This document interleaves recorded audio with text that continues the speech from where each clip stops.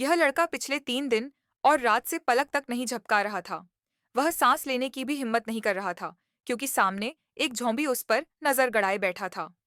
सौभाग्य से लड़के का पुतला बनने का हुनर काफी अच्छा था, इसलिए अब तक उस पर हमला नहीं हुआ।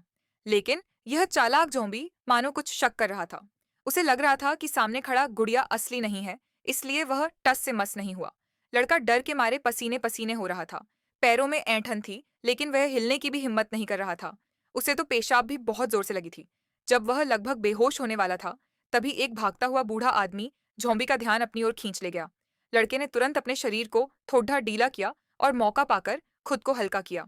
लेकिन तभी बूढ़े आदमी की आंत का टुकड़ा आकर उसके कंधे पर गिर गया। उस घिनौनी गर्म गंध से लड़के का जी मिचलाने लगा।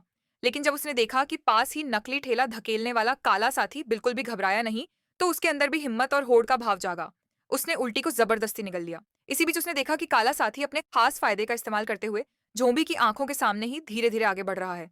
अगर उसे 1 साल का समय और मिल जाता, तो शायद वह सच में भाग निकलता। लेकिन अचानक एक इंसानी सिर आकर उसके ठेले में गिर पड़ा। उस गर्म और खून की गंध से उसका पेट खराब हो गया और उसने जोर जोर से उल्टी कर दी। झोंबियों को तुरंत समझ आ गया कि उनके साथ धोखा हुआ है। वे सब एक साथ उस पर टूट पड़े और देखते ही देखते उसे चीर फाड़ कर टुकड़े टुकड़े कर दिया। काले साथी की हालत देखकर लड़का समझ गया कि अब बैठकर मरने का इंतजार नहीं किया जा सकता। वह तुरंत दौड़ पड़ा, लेकिन अचानक पैर फिसल गया और वह मुंह के बल गिर पड़ा।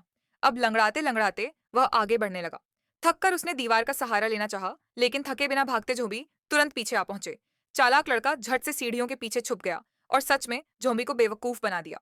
जैसे ही झोंबी आगे बढ़े, लड़का खुश होकर उछलने कूदने लगा और नाच उठा।